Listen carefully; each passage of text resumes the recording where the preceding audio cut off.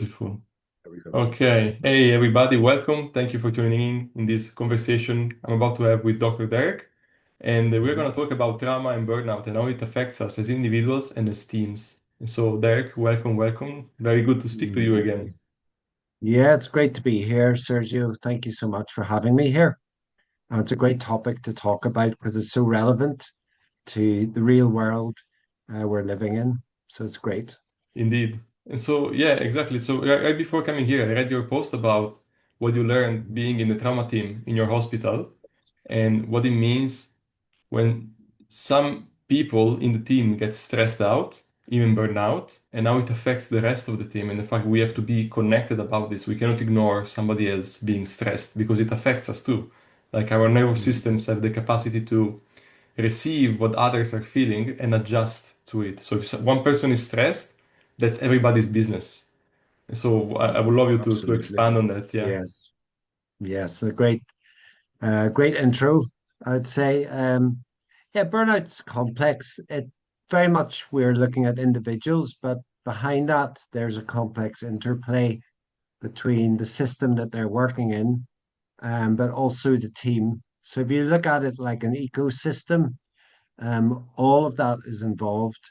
So I like to look at it in terms of literacy. So there's the individual's mental and nervous system literacy, but then there's also going to be the wellness aspects and how the structure in the team itself is built and how what the relational aspects are there.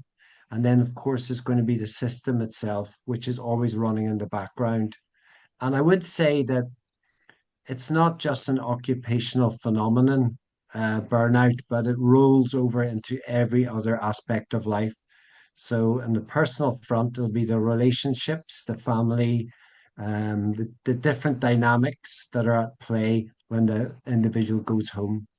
And actually, it's useful to make this point because in the past, burnout was very much reduced to like an occupational issue, where you heard somebody has burnout and they burnt out from their career and they had to take time off work, maybe unpaid leave.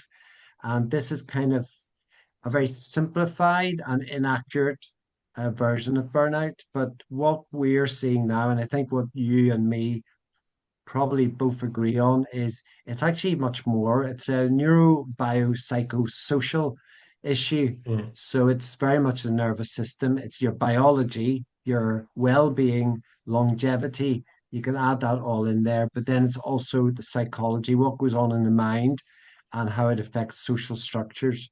So when you bring it into the workplace, and I work a lot with healthcare professionals and those in health tech, you add in those stress levels, it it absolutely has a ripple effect on the team, on Mm. the relationships you have, and your ability to work well together. And it's something I noticed very much in the helicopter work that I did. We were a very cohesive team. So we trained together. We spent 12 hours on shift together. You knew each other's backgrounds, not just the workplace, but also outside of that. So you could just sense the shift in somebody's nervous system, and that impacts everybody else.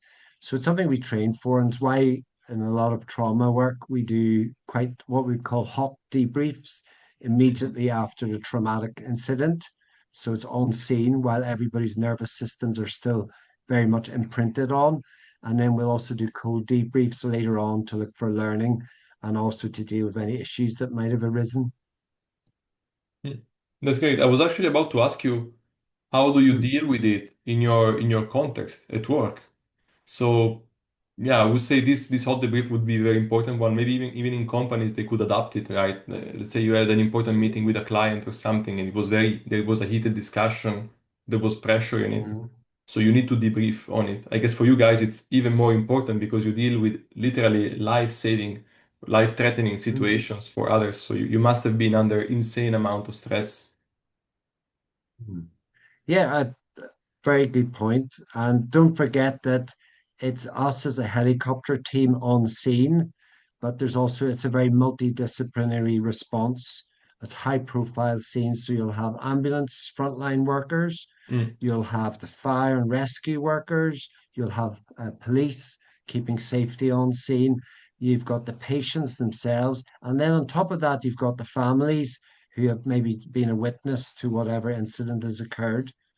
Um, so a hot debrief is something that we do immediately after the event, once the patient is safe, once we've been able to remove them from the scene, take them to hospital. We will get the emergency workers all together and we will literally have an open discussion, and there'll be somebody facilitating, which usually would have mm, been myself. And it's a forum for people to share their experience, because what people share immediately after an incident like that, it's it's very much the nervous system is leading. What happens later on is the events have slowed down, people have had more time to process, and then quite often the masks come up and people are more composed. But a mm. hot debrief, it's like reading the body language, and it's literally giving space for the nervous system behind the person to expose itself and to bring safety to that. So, very important. That's beautiful. And do you also have like weekly, let's say, let's call them rituals or weekly, let's say, workshops that you do to work through is because I understand that the hot debrief after might be good, but then I guess the members of the team also accrue stress from the week, from the month, from the year, right? And then they may be stressed about things that are happening at home, in family. So do you also Mm. have ways to handle that? Yeah, I mean, there'll be obviously within the professional context, and then there'll be personal context just to answer that. And there will be cold debriefs. There is access quite often to peer support outside of that. But then we'll also have governance meetings where we can get together and unpack certain high profile incidents and look at learning from it. And also gives a space for people to readdress things that were on their mind. And that's in house. So it's a very unique environment. And it's something that sadly is often lacking in larger organizations.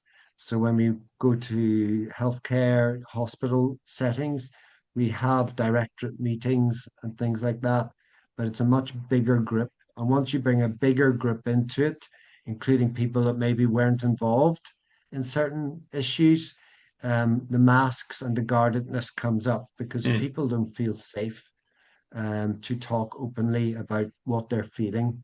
It's a very stoic culture. We mustn't forget that. yeah. And people are always concerned about their reputation, medical licenses, and so on. But on a personal level, Sergio, this is the critical thing. What do we do when we're outside of the workplace? What happens then? What happens when you replay scenes that are on your mind? How do people deal with that? And that's something obviously I meet a lot in the one-to-one settings, the things that people don't talk about, but they'll talk about in an intimate kind of coaching Mm, setting. And that's something that interests me. yeah. And there are so many ways that we can lead the discussion now because in one sense I would be very curious to hear from you what is the nervous system because from the way we speak about it it's some sort of entity of its own, right? It's like it's somebody that lives inside of us that doesn't Mm. necessarily do or wants what we want it to do or what we want it to want, right? It's like another person in a sense and we cover it somehow. I get the impression that we could even substitute the term nervous system with our unconscious mind, in a sense, Mm. right? And that's one way we can go about it. I can say something about it myself, like I'm not a doctor, but I had a pretty dysregulated nervous system my entire life. I was born dead, like suffocated from the umbilical cordon of my mother. I couldn't breathe, like the doctors were about to say to my mother that I couldn't make it. In the end, I made it incredibly. Then Yeah. this led me to, I think this is the origin of a condition that I have called hyperhidrosis, for which in my case, my hands and feet sweat uncontrollably. And it's a very, very deep, loop that runs in my nerves, and it has been running so for since I was alive, basically. And I had to go through surgery and a bunch of things to the point where I had a surgery where they cut the ganglion in the Mm, parasympathetic nervous system in my chest so that my hands now don't sweat anymore. mm. But if I didn't do that, they would be sweating all the time before I was injecting Botox in my hands. Like Oh I yeah, did like 10 times. There is this therapy they do where they inject Botox, so it calms it down, right? So this yeah, the nervous system can be very powerful in whatever thing it does, right? It runs on its own. It's like it's sort of inaccessible from our point, with just our strength. It takes a lot of work to deprogram its reactions. It gets imprinted very deeply. That's where I'm getting to, right? yeah. And I have experienced this my entire life. Like I experience it every single day. And the other word that really strikes me that you say is safety. It feels like this Mm, nervous system craves safety all the time. It's the thing it cares mm, about the most. And when it yeah, doesn't have it, it places strategies to get there somehow, right? Which sometimes can be yeah, very dysfunctional, actually. It gets yeah. himself in danger even more, right? By trying to Yeah. get safe. So yeah, please, like, take it from here wherever you want. Yeah, no, thank you. Thank you for sharing that about your personal story. Um, yeah, I mean, we can look at the nervous system in different ways. Biologically speaking, it is the autonomic nervous system, so it literally has connections with every part of your body, and a lot of its reflex control of your heart. You know, your spleen, your pancreas. It's connected to the gut, and it has numerous connections to the mind as well. So you can't really talk about burnout and pretend the nervous system isn't there Mm, because mm, it mm, is. It's there from birth. And typically, the threats that you were talking about, when you talk about safety and non-safety, maybe when we were pioneers, you talk about that, the saber-toothed tiger or threats like that. But yeah, now, today, we're talking about psychological and emotional threats. yeah. And the nervous system gets imprinted on, like you said, early in life. So a lot of us are pre-programmed for burnout from childhood, and we bring patterns that the nervous system gets imprinted on before age 8, even, and we bring that into adulthood. So quite often when you use the word dysregulated, when as an adult you feel dysregulated, quite often that is your nervous system scanning back to the earliest time it experienced Mhm, whatever it is you are feeling unsafe about. And it will bring learning from that the earliest first experience straight into your adult body, and you will literally feel it in the form of dysregulation. And some people are more sensitive to that and pick up on it quicker. But typically, the people I'm working with don't have a relationship or an understanding or knowledge of what it is that's going on in their body. mm, And I have to say, you can be very successful in life externally. And this is a classic for healthcare and health tech, great minds, nervous system imprinted early in life, maybe real feeling that to be safe, we need to perform, to earn love, we need to work hard because then we get a pat on the back, we get rewarded. And this is something that's formed in childhood. So, and if you add to that, a lot of people are intellectual and they're siphoned off into science and healthcare and thinking in that way, they're straight away onto the conveyor belt of burnout. When mm, you enter a profession like healthcare or health tech, the stakes are high. You're dealing with people's lives, you're dealing with stakeholders, funding rounds, all of this. So you're on the conveyor belt already. The programming happened in your nervous system before that. Now you're working in this culture that doesn't stop and is very metrics driven. And it mightn't be a crash and collapse burnout, although that's where the eventual end is. And neurobiologically speaking, that's when the hypothalamic pituitary axis just flattens and the Hmm. cortisol totally flatlines. But Mm. before that, you're running on a chronic heightened cortisol, adrenaline level. The nervous system's picking up on threats left, right, and center because it scans for threats in your Yeah. environment and situations and events, relationships. And you just run on this mode. And obviously, there's coping strategies that we need to bring in to try to regulate. And if you don't have an awareness of emotional, mental regulation and the interplay of your nervous system, you're going to reach for all the things you learned early on in life. And a lot of them are very unhealthy. So you can rise up the ladder, you can get the achievements, the titles, the accolades, rise in your career and be totally dysregulated on the inside. And that's quite often what we see in the form of burnout. People will come and say, I have a great life. I've done all of this, but why do I feel like there's a void inside me? Why do I feel Mm. stressed? Why do I feel empty? I should be happy. And then there, on top of that, there's shame and there's guilt underlying that. So the anxiety, the sleepless nights, the health concerns, the immune concerns, autoimmunity kicks in, all of those things, plus the hidden behaviors, the compulsions that can go on to try to re regulate ourselves. But unfortunately, that's us tripping ourselves up. So it's a huge topic.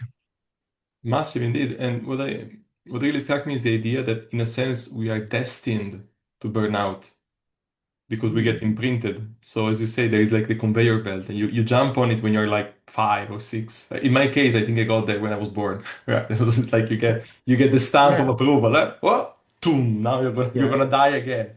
You will yeah. repeat the death you lived already forever, basically, Oh, right? yes.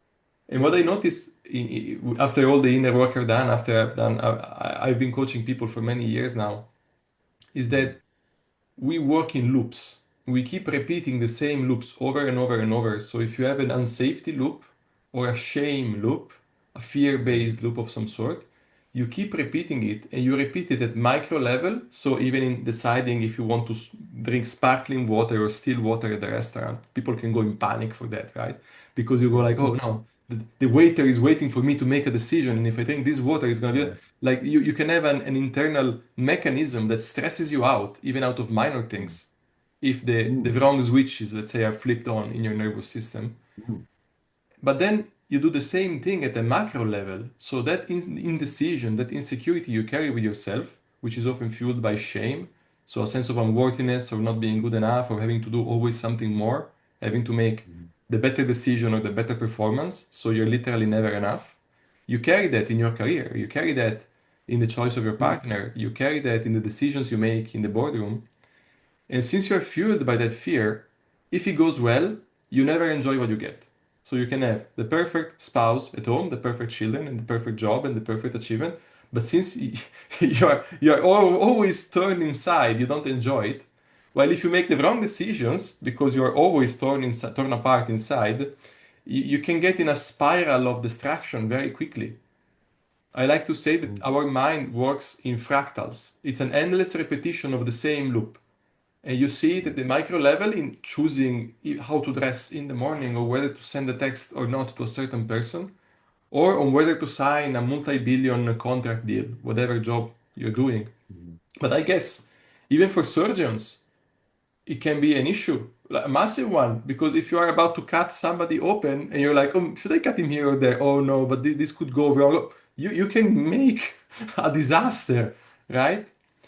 And so many of us at least, many of us deal with those, can we call them dysregulated voices in our head, right? That tend to mm, drag us in different directions and create this imbalance, this insecurity. I would say those are the voice of the nervous system that is being dysregulated, right? So mm, they are scattered around, right? They drag us back, they make us doubt. mm, And they tend to put us in the same situations we're trying to avoid. So if you feel unsafe, you flip-flop in your life, like you wobble around, you mm, will end up making bad decisions that will put you into more unsafe situations from which you will have to get yourself out. So you mm, are yeah. you are perpetuating your internal situation over and over and over again. It's like, it's not that you do things externally and unfortunately they go wrong and so you feel unsafe. No, you feel unsafe and you do your best to keep creating situations that keep making you feel unsafe. This is what I noticed. And I find it fascinating. I find it fascinating with myself in the first person. Like I notice how much, especially in the past, I overcomplicated my life, getting Mm. myself in situations that would stress me out a lot. When if Mhm. I just listened a little more, I relaxed a little more, when it was time to make the decision, I would have spared myself of years of anxiety and self-doubt and having to deal with the Yeah, consequences of my choice. So it's really it's some sort of destiny. Like the imprinting that you have really decides your destiny unless you start doing the surgery on yourself exactly. inside and like rewiring what's going Yeah, on. yeah, So, 100%. I mean, it's like what you said. This is the whole point. We quite often outsource our worth to things outside of us. So that's very fear-based. It's very mhm, scarcity-based. And out of that, we create success to a degree. So we go for the promotion, we do the exams, we win people's approval, but that's just meeting external needs and it's very fear-based. Then the idea that you get married, you have the perfect family, that's meeting the adult needs, if you want to put it that way. mhm, But underneath that, there's huge emotional gaps and a fragmented identity if you haven't done the internal work.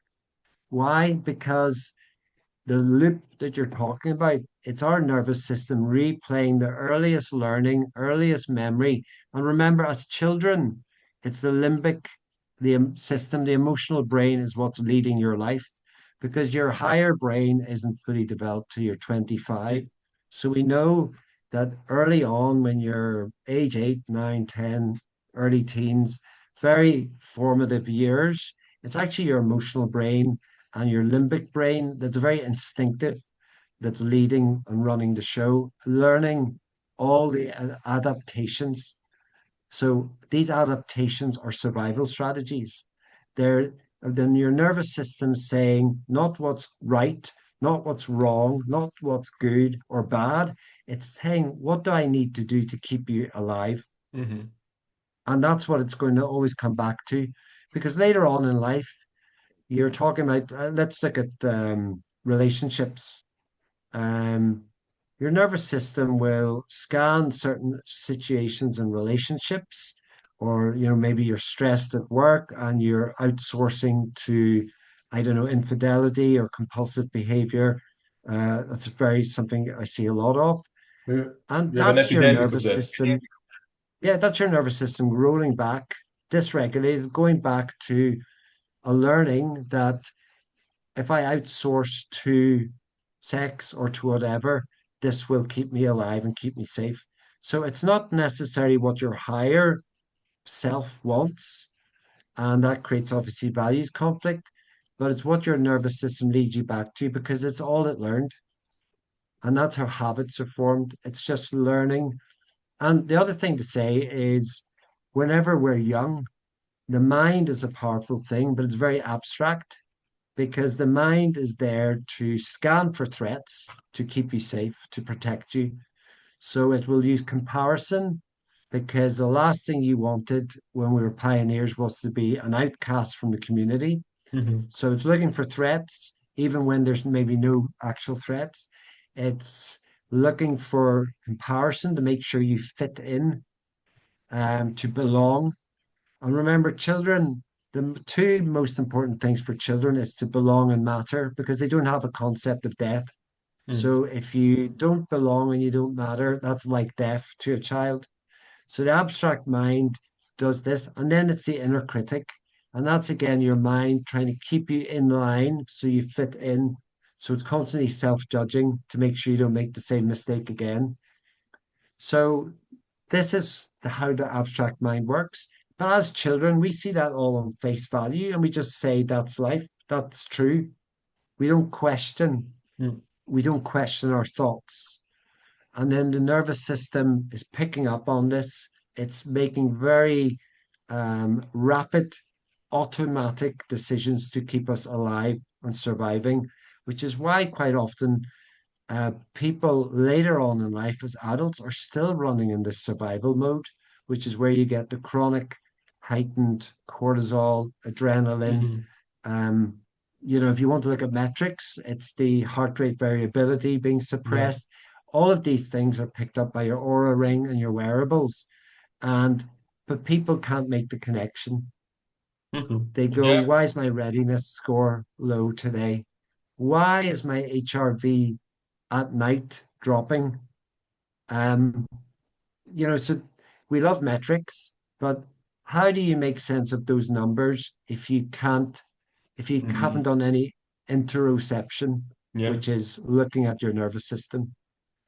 So it all makes sense and it plays out in our biology, in our Hmm. physiology. It'll affect your health span, it'll affect every area of your life. And I think that's part of why I'm so passionate about it, because I want people to be able to protect their reputations, their careers, but their relationships as well, because this is all part of what it is to be human. No, absolutely. And it gets overlooked so, so much. This is a Mm, critic I have for our Western way of doing science, which is amazing for many things. mm, It saved me, like medicine, modern medicine saved me from so many issues, and I'm so glad. I had many surgeries. I had like 6 surgeries in my life. wow. So I had the subscription to the hospital at some point. Like every year or Yeah, so, every 2 years, I would go to the hospital to get a yeah, surgery for some reason. yes. Yeah. Frequent flyer. Yeah, a frequent flyer, Some journey exactly. you've been on. Yeah. Exactly. So we are amazing for many things, but the price we pay for knowing so well with with the precision what we know is that we tend to lose sight of the whole. And so we Mm, go, okay, if I can measure something, it exists. If I cannot measure, it doesn't exist. But mm. how do you Yeah, measure your level of connection with the members of your tribe, right? With the neighborhood, with the people in your life, in your family, your relatives, people at work? How do you measure that? You cannot measure, therefore it doesn't exist. While it is mm, actually the most important factor to some extent, right? So exactly, people look at the HRV, but they don't look at the fight they had with the spouse or at the preoccupation yeah, they have for their children who are being disobedient for some reason. Go figure what's going on, right? yeah. Sometimes we even have some sort of like this is something I noticed sometimes in my clients, a sense of deep anguish due to the fact that you don't know what's the point of being alive, what are you doing with your life. There is Mm. this the black hole, I call it, usually in the chest. I've Yeah, seen it more than once with my clients. It's something several people battle with, right? Usually they call it depression, right? That's a way to give it a name. And it's a bunch of things that are running in your experience and they affect you. They affect you very, very deeply. They do make you feel unsafe. And basically your amygdala is constantly pushing the red button of the HPA and sending cortisol in your yeah, body, even if there is no saber-tooth tiger around, right? yeah, yeah. So what like as you said, it's about developing interoception, right? Like we have part of the brain, we have the insula that checks whether the organs Hmm. are under stress, whether stress is active, and there is a loop that goes like, okay, something is active, therefore we get stressed. So the amygdala keeps pushing the button, right? There is a Yeah, feedback loop. Correct me if I'm wrong, of course, because you obviously know way better than I do what I'm talking about. But I'm fascinated for the little I know about the nervous system that it also runs in constant feedback loops. But in a yeah, sense, it is blind, we can say, because it only knows whether it is stressed or not. And whether it is yeah, stressed or not is decided by the amygdala, who decides based on what he considers to be a threat, which depends on the memories and how the memories were interpreted when you were born or 20 years before. So it's a closed system that uses itself to regulate. And if you don't yeah, give it new information, it's gonna keep running the same loops forever. And these loops yeah, can keep you, I say cooking forever, because there is yeah, this concept I read called allostatic load. yeah, It's basically like the cortisol mhm, constantly running a little bit. Like even if the emergency is over, you still have the cortisol running, so you still have inflammation running at low level, so you are yeah, cooking it on a low fire all the time. yeah. It's And that simmering. Yeah, simmering, Yeah, exactly. So you are yeah. getting consumed internally, and people care so much about longevity and aging gracefully and so on and so forth. If you are cooking because you are deeply anxious, obviously that's Hmm. going to impact your longevity. You can go check Yeah, all the metrics that you want. You're burning from inside, right? yeah. So And is it successful to live for many years if your experience during those years has been that? exactly. So it's health span is important. How well do you feel during those years you're living? Exactly, exactly. Like another thing I observe is this: the only thing we really have is our life experience. That's the only thing nobody can take it away from us because you can lose the money, you can lose your spouse. Unfortunately, God, I hope God doesn't do that to you or whoever. You can lose your family, you can lose everything, you can lose your eyes, you can lose everything, but you can never lose your life experience until you die. That's the only thing you have, actually, right? Yeah. The quality of your life experience essentially it's given by how pleasant are the feelings that you go through during the day. So if you Mm. do something amazing externally with the perfect variables and the perfect numbers, but inside it's all depression and anxiety and doubt and I don't know what I'm doing. What are you Mm. doing actually? You're not really feeding what's truly valuable, what's real for you. Yeah. Like Yeah. you project that satisfaction on something that is actually soulless outside of you. While if you're happy Mm. inside, like my grandparents are not rich. They didn't achieve much, we can say, in their life. They were happy with very little. How is this magic possible? Right? So Yeah. it comes from within, Yeah. essentially. We forgot that. Absolutely. I mean, I'm all for longevity. I'm all for looking at metrics. I'm all for well-being and health. But the foundation of that is how well regulated you are. And Hmm. that impacts your life experience. That Yes. impacts your allosteric load, your accumulated stressors, and how you regulate through that. And the goal is not to be perfectly regulated all of the time, because let's be realistic. This is life, and there'll be times you'll be dysregulated. But the more skills you developed at interoception and sensing where you are at, the quicker you can return yourself to baseline. So overall, your experience of life is so much healthier. And that affects everything that you are involved in: leadership, your workplace, your Hmm. intimate Yeah. relationships, all of that. And I mean, my equation for burnout in many ways is energy depletion. So constantly losing energy, leaking energy. And we leak it, remember, through behaviors as well that are unhealthy. Um, Added to that, lack of replenishment. So we're not resourcing, we're not Mm. regenerating. And add to that, value misalignment. And what you mentioned, you alluded to this earlier, was people kind of feeling empty and there's this like black hole or void. Mm-mm. A lot of that is to do with vision misalignment.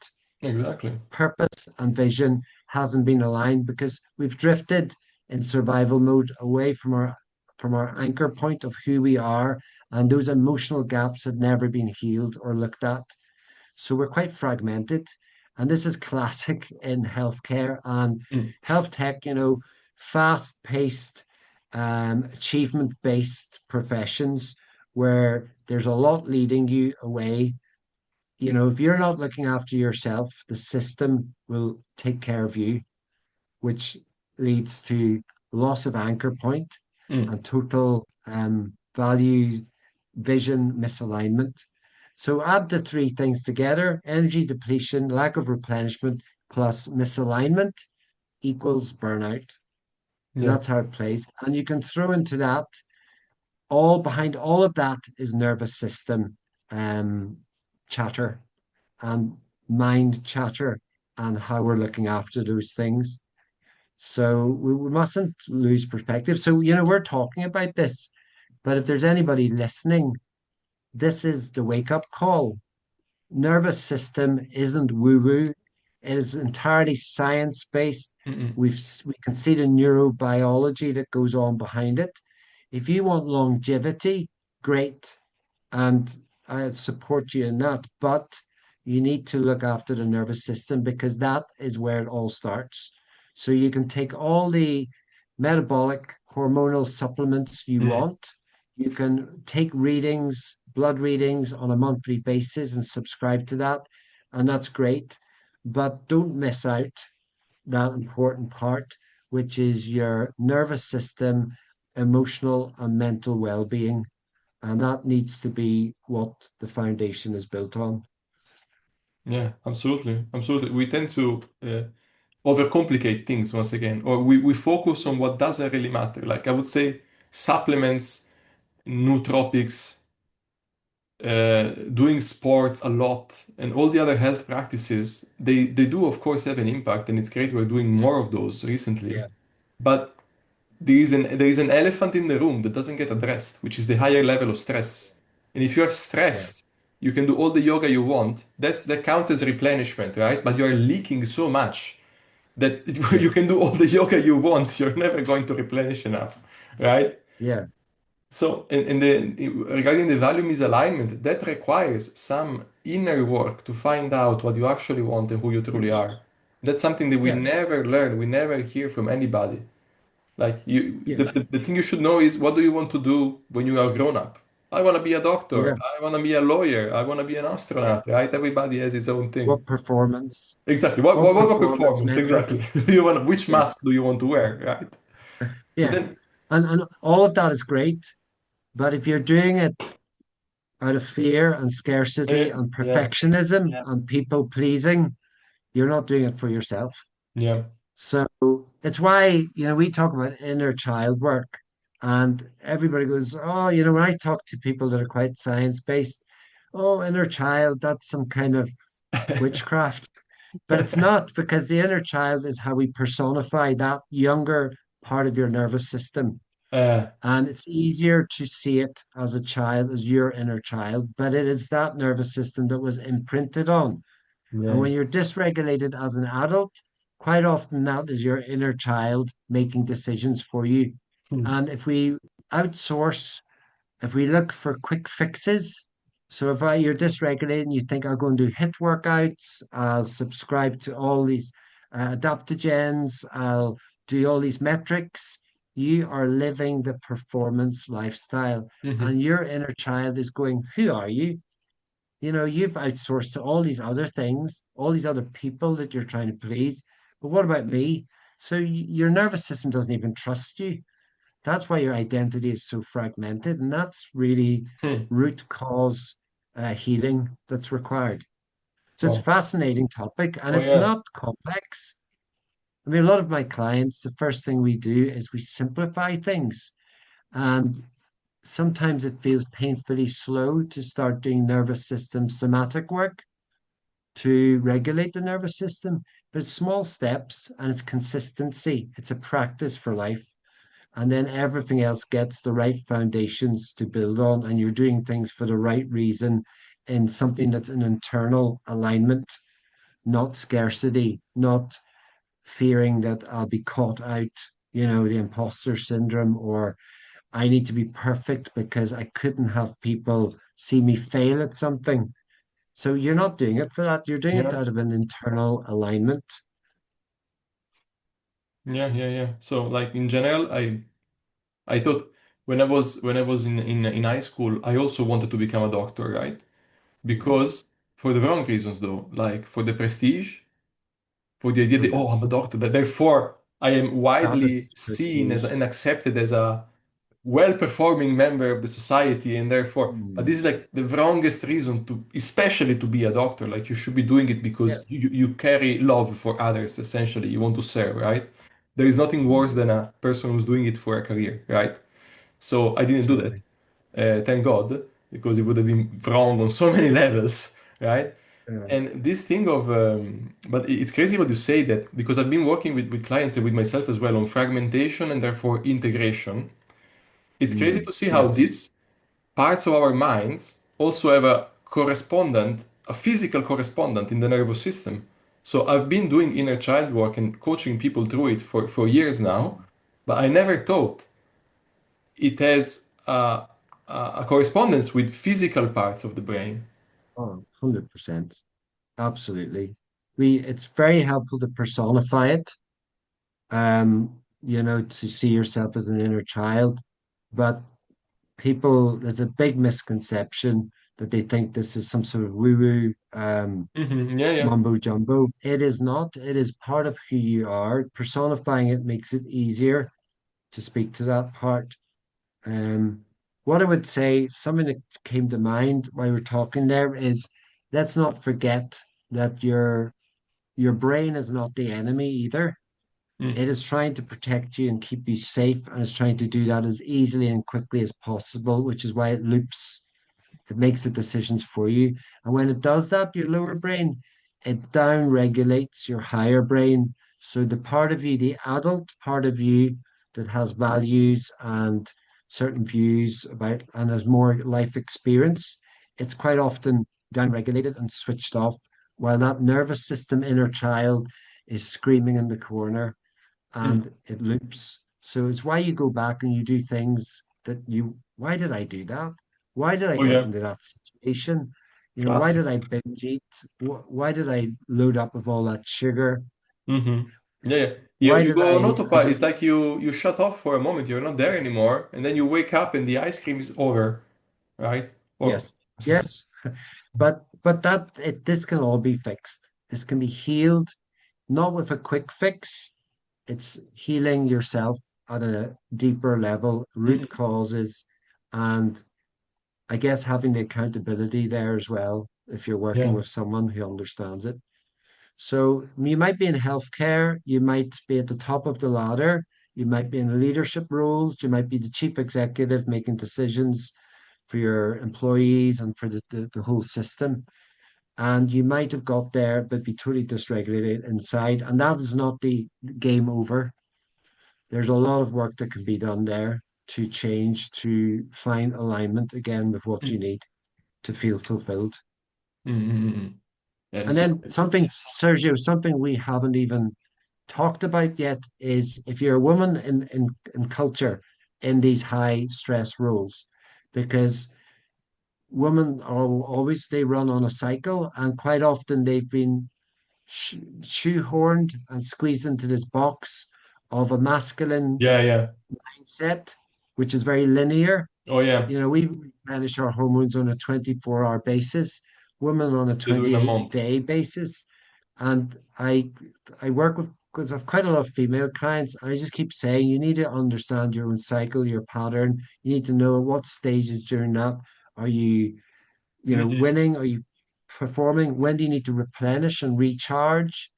Um, do not feel you need to fit into this box of high performance, because you perform at your best when you're internally aligned with your body, your physiology, your nervous system, emotional system, mental system. That all needs to come into alignment. This is this is also a pretty new understanding we're getting. It's like new because 10,000 years ago, of course, they knew what women were supposed to do and what men were supposed to do, right? Like people living in the forest, ironically, knew more than us, med tech people, right? How to be healthy 101. Life was simpler. Life was simpler. There was no social media. There was Exactly. no AI. There was no, the web didn't Yeah, exist. yeah, yeah. So it was it's why it sometimes helps to simplify. If you're feeling your Mhm. capacity has maxed out, Yes. sometimes you, instead of doing that hit workout to try and make your productivity machine brain feel better, you Hmm. actually need to simplify. So when you're in the midst of burnout or in the cusp of burnout, that is not the time to take on more wellness and Yes. to do more and do the hit workouts Yes. you know, that might be controversial, me saying that, but it's the truth, and it's what I've seen time and time again. Because in time, when you work with your nervous system, you will increase your capacity. But if you're at that cusp, you need to slow things down. You need to readdress some of the deeper issues. The issue here is the lack of awareness or lack of priority on what is actually important, on what is real, what is true, we may say. we tend to give importance to what we think is important and what we think is good for us, like doing a lot of workouts and achieving and so on and so forth. But the internal compass, which is deeply seated in our nervous system, in our body, tells us otherwise. And we Yeah, misinterpret the signals because society teaches us that what matters is the external achievement. What you feel inside doesn't matter, or it's supposed to be stepped over. You need to take it aside, put it aside, sacrifice yourself, ignore it, make it in yeah, such a way that it bothers you as little as possible on your way to get the goal. That's how we yeah, get trained, yeah, how we get conditioned. yeah. Very Park destructive in the yourself long at the term, door, unfortunately. come to work, park yourself at the door, leave your stuff behind, Yeah, come and give your all uh, to the output of the work you're in. yes, Absolutely. It's such a good point, Sergio. yes, And, don't forget that the need to do X, Y, and Z, that's still survival thinking. If you're doing that because culture is telling you, society is telling you, who are you doing that for? yeah. Are you taking care of yourself? Are you doing it for that? Or are you doing it because you just saw that on Facebook Mhm. and it's the thing to do? Do it for the right reasons. And also, like, even if you're doing it for others, which can be a very good reason to do stuff, to be of service and so on, what kind of service are you doing? Like, if you are burning out because you are producing a product that doesn't really elevate mankind, let's put it like this, what are you burning Okay. yourself out for, right? I can Mm, understand soldiers who fight for their country, right? Who are, of course, are burning out like crazy, right? That's yeah. obviously that happens. I can understand a doctor who burns out running surgery. It's difficult for me to understand the entrepreneur who burns out, trying to make money, trying to make it with his company. It's very difficult for me to understand. Well, I mean, I do understand why because I understand the mechanisms and so on and so forth, but I would love to stimulate the reflection on why you're doing what you're doing. What are you actually accomplishing with your sacrifice, right? Well, interesting, Sergio. For the entrepreneur, it's their baby, it's their business, it's Mm. their passion. Wherever you have a deep-seated passion for something, you need to check in. You Hmm. need to check in regularly on your nervous system and how, with what energy you're bringing to that. Because you can be doing it all for very good reasons. Entrepreneurs that want to bring change to society, Hmm. that want wellness entrepreneurs, longevity entrepreneurs, tech founders. All of that is great. Same as healthcare. If you're working in that culture, all very well meaning, but it's not selfish to replenish yourself and to reduce the amount of output and depletion, because you're going to show up much better in a healthier place for the people you're serving and your team, and outside of work as well for those people. Hmm. So it's just getting that understanding across that whenever you're doing work like this with somatics or nervous system regulatory work, you are bringing a much fuller, more equipped version of yourself to whatever you're doing. By the way, And it's yes. sustainable. We want this is sustainability. Hmm.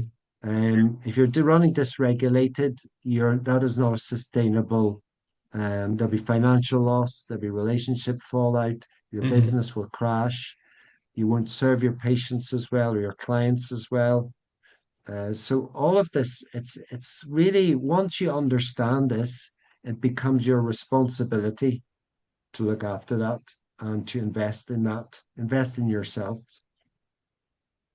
And this is also something we don't get trained to know and to learn, right? No, We get it like again, yeah, it's all external based. We don't see ourselves as I wouldn't even want to say a resource, but as a generator of life, of creativity, right? For ourselves and for others. So we don't recharge.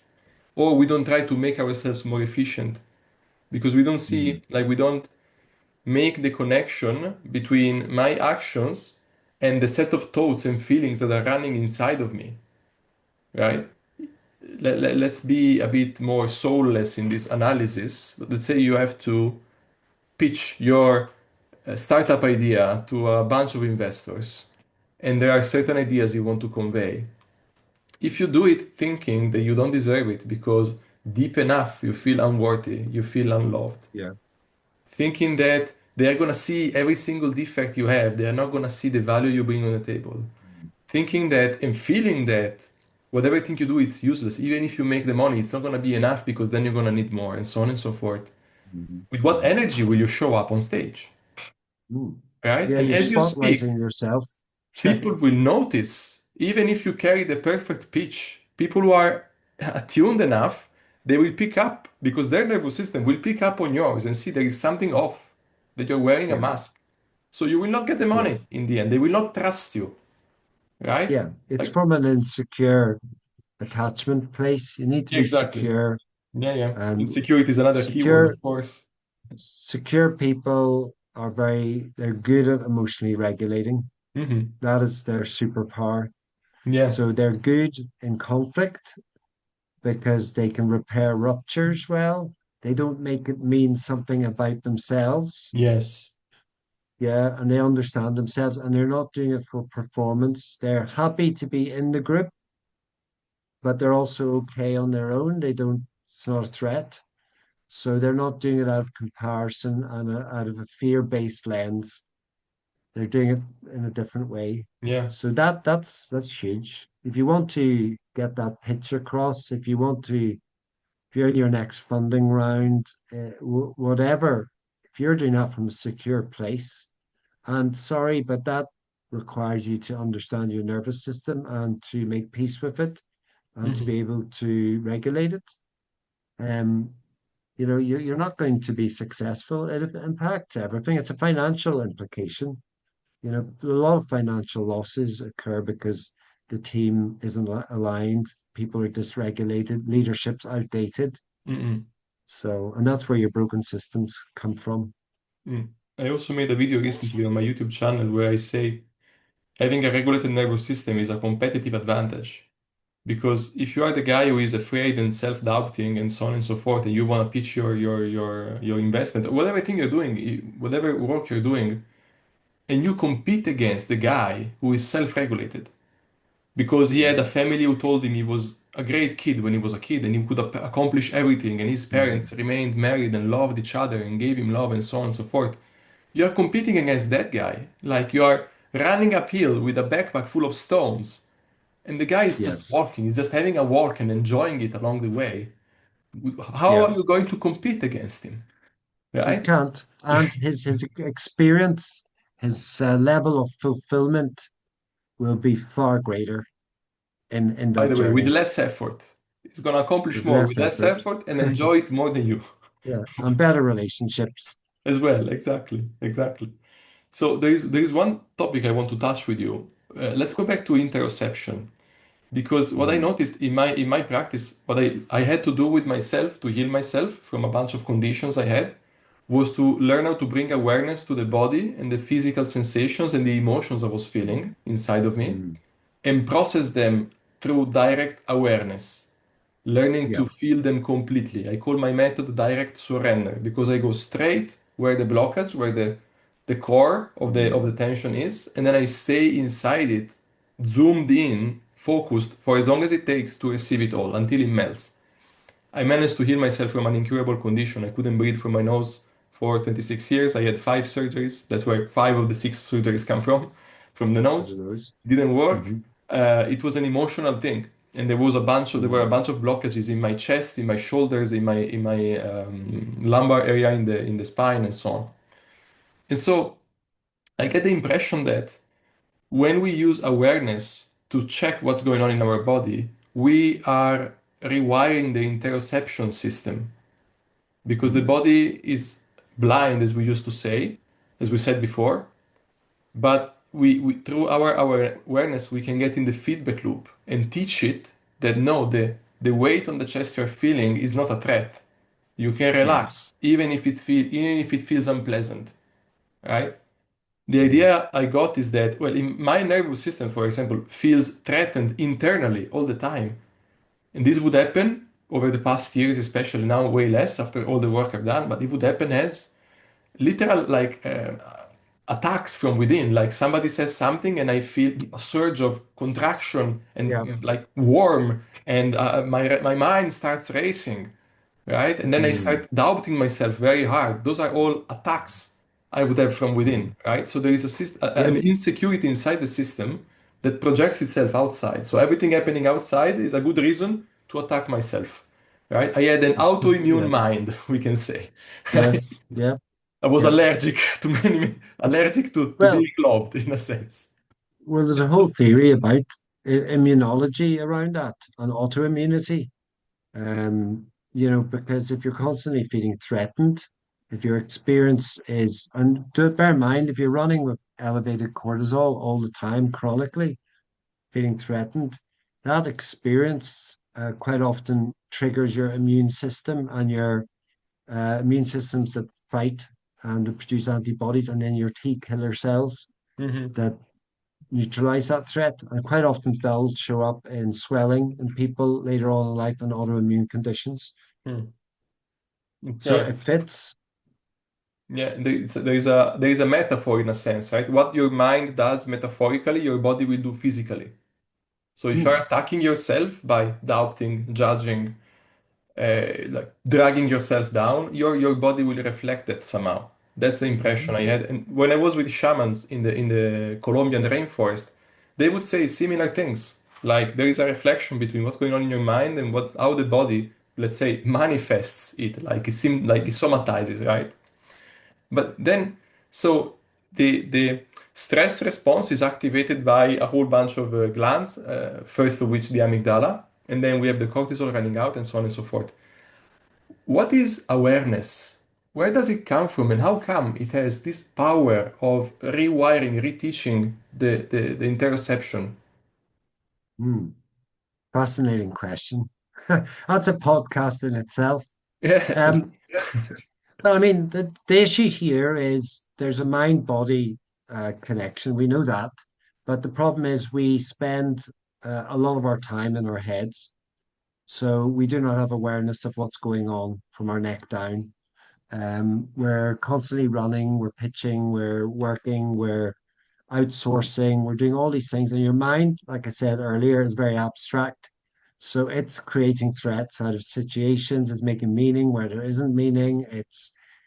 You're in a critic, it's self-judgment. All of that is projected into your body. But if you're not looking at your body, if you're not making it a practice, you're unaware of what you're carrying. So you can be carrying huge emotional load. You can have blockages. You can have traumatic experiences that have never been healed or dealt Mm, with. And you know, the body keeps the score, right? From that book.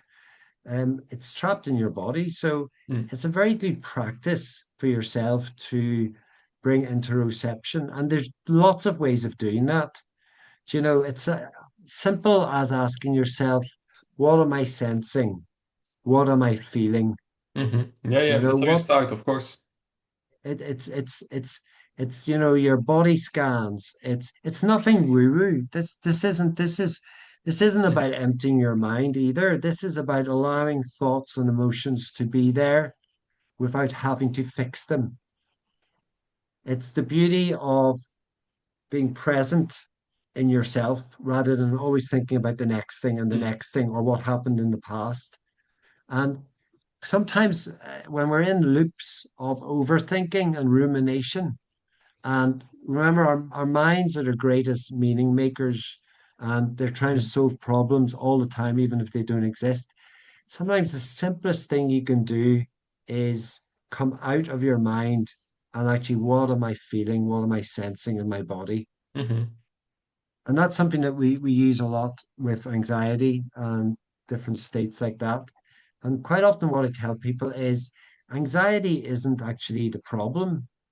It's a language we give to things. It's not necessarily the problem. It's just your experience of it is it's a terrible thing. yes, It's threatening. as well, I yes. must fix it. I must suppress it. I must avoid it, Oh, yeah, yeah, remove it. absolutely.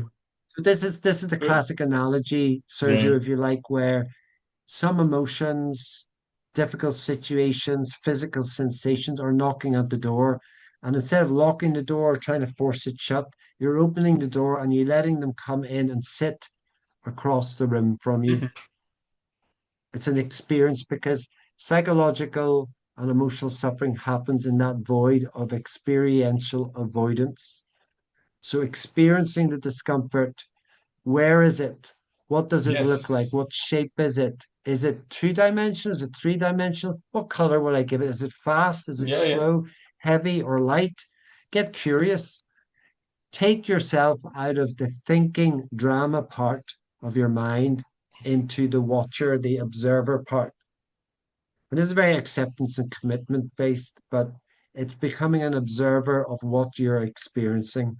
Hmm. That is interoception 101. That's where it starts. And then you develop an understanding to the point that it becomes automatic. You can sense maybe a bit of anxiety, you sensations that you have associated with that. So it's like oh, I need to stop, I need to pause, become present, I need to regulate that.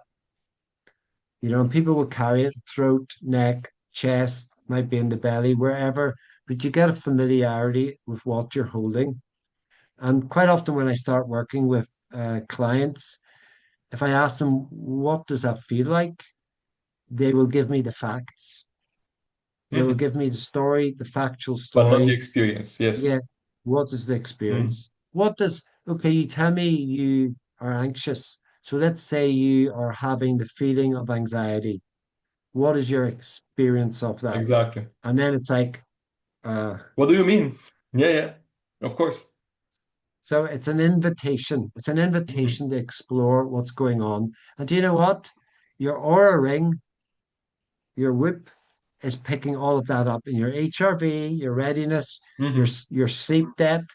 Um, and I love metrics. I use metrics with clients, and I'm really using metrics to bring awareness to, yeah, you understand your HRV has dropped consistently over the last 3 days. It's 20% down. Oh, yeah, yeah, yeah, yeah. I understand that. Okay, well, let's look at what's going on behind that. Let's go deeper into what you were experiencing, what's holding in your body. So it's a metrics is actually quite a useful way in my work anyway to bring tech savvy people into awareness of what they need. Hmm. What do I need? That's the question we should be asking ourselves. Hmm. And how do I find out what I need? Because very often, Mm. if you ask yourself, what do I need? I need 1 million euros. I need to work What more. do I want? I That's what get you want. what I But want. what do you need? Exactly. Yeah, that's what Yeah. you think you need, let's say. You gotta Yeah. find out what you actually need, which Yes. implies once again to go inward. And what you said And about that's, the. Hmm? yeah, sorry, don't want to interrupt, but Go, go, just while go. you're saying that, that's the difference between hegemonia and eudaimonia. Ah, Hegemonia is built out of wants and chasing, and it's yeah, yeah, scarcity, it's hedonism. Yes. fear. Yeah, yeah, Hegemonia. Eudaimonia is about yeah, yeah. experience, achieving things, building things, Hmm. aligned with yourself, and having the full experience of all your emotions and feelings and a lived in Hmm. experience. So you're present in your life. You're not thinking about the next thing all the time. Hmm. Yeah, yeah, yeah. Sorry, I just had to add that in. Yeah, of course. This is Aristotle teaching us stuff from Yes. 2,300 years ago. Yeah, Yeah. yeah, So he had some kind of an idea, didn't he? yeah, yeah, yeah, yeah, absolutely. There is a monk who is a life coach, and I know him, right? He's in Italy, and he says he helps people reach eudaimonia, and it's a spiritual Mm. practice also, right? Like you have to consider the whole of the Yeah, individual. yeah. All of its Oh, aspects need to be flourishing. That's how you achieve eudaimonia. We focus only on who am I with my job, what am I achieving, what am I doing, what am I obtaining from life. We focus on the who am I as a mental projection, as a set of thoughts, as a construction that we made over the years, most of which got imported from others, by the way. So, yeah. like, the sense of identity is built over time from external information, judging also by how others build their own identities, instead Mm. of discovered inside. Like we lack the curiosity, which is also important when you want to do interoception. Like you need to be curious about the sensation itself. If you go like, oh, Mm. I'm anxious, uh, you can see more about it. Like you can go a little deeper. You can be a little more curious of what it means. Like, Yeah, is it something clenching here? Is something heavy in the in the stomach yeah. and so on. And So when you that do that, you realize the world didn't end. as well, yes. Like in the work I did on myself, one of the most common forms of attack I would get from my nervous system, let's say, was suffocation. It would suffocate me out of Mm, nowhere, like it would suffocate me while sleeping. I would just wake up, mm, close in the throat or in the nose, right? mm. And it would happen out of nowhere. And so a while ago, it was like, I'm trying to kill myself again. I'll try to get back to sleep. Then, when I learned it was a Mhm. signal, I said, okay, well, something inside of me is trying to kill me. Let's see what it is. Let's see what it is trying to accomplish. Let's see what it Yeah. feels like to suffocate. And so I would Mm, process the suffocation just by relaxing in it and watching it for what it mhm. was. I allowed myself to suffocate until the end. And I noticed I Yes. wouldn't die. Like it wouldn't, like if you let it Yeah. run, it doesn't really go It's anywhere. It tries, exactly. but it doesn't perform the task until the end. It exhausts Yeah. itself at some point. And that's what I did to heal myself. Like I just let the symptom run till its Yeah. end, till it's over. And that's what happened to me. Like now I've been breathing for 4 years now. Yeah. It's fantastic. And it's the key word there is allow. Yeah, exactly. Allow. You're Yeah. allowing, you're not avoiding, you're not Mhm. suppressing, you're not running Exactly. away from, you're allowing the experience. Um, so yeah, 100%. And Beautiful. it's powerful when you experience it in your own life. And spirituality, coming back to that monk you were talking about, the three most important relationships, if you have a faith, is going to be your relationship with God, your relationship with yourself, and your relationship with other people. Mm. So if you want uh, to integrate the parts of yourself, you really need to look at that as well. What is your spirituality? What is it based on? Because you're not this um, aimless entity just cruising through the universe. There's more to it. And if you want, integration, that forms part of the word of integrity. So if you want integrity in life, you need to bring all parts of yourself to the table. Yeah, absolutely. Absolutely. And integrity is one of the things we value the most, right? Yeah, And if you are not integrous, it shows because then you say something, you do something else, and people can yeah. see. Massive issue. Okay, so we've been talking for 1 hour and a half now. Wow. What do you We could feel? talk for, Should we call it a stop and have another episode another yeah. day? Yeah, we could do that. Yeah, We could beautiful. unpack more, I'm sure. It's Oh been yeah. Oh, fantastic we have. talking to you. I have a lot of notes I want to go deeper in actually, and it's great to have you here with all your knowledge that you can explain me way No, better than I could myself, it's right? So and like you're talking of yourself, it just brings more of the important topics to the mm, surface that we can discuss, and hopefully that's something that viewers will enjoy, hopefully and yes. they can certainly ask questions and reach out. I'm always happy to answer. Hopefully, yes. Okay, so this video will be posted around. Of course, I will Mhm. put all the details about us where you guys can reach out to us. And yeah, Mhm. what can I say? Just be aware of what you're going through, people. That's very, very important. Oh yeah, yeah. Don't dismiss it. Don't just cruise through life shaped by your early years and by what everybody else wants you to do. And ultimately, it's small practices on a consistent basis for a much more fulfilled life. And that protects your relationships, it protects your career, protects your medical licenses if you're in healthcare, and it affects the way you show up into everything you're doing in life. Beautiful. All right. Thank you very much, Derek. And I guess Thank you, we Sergio. can call it a day for today. Thank you Yeah, very much, yeah. dear viewers, Thank for you. having endured so far. Bye. Yeah.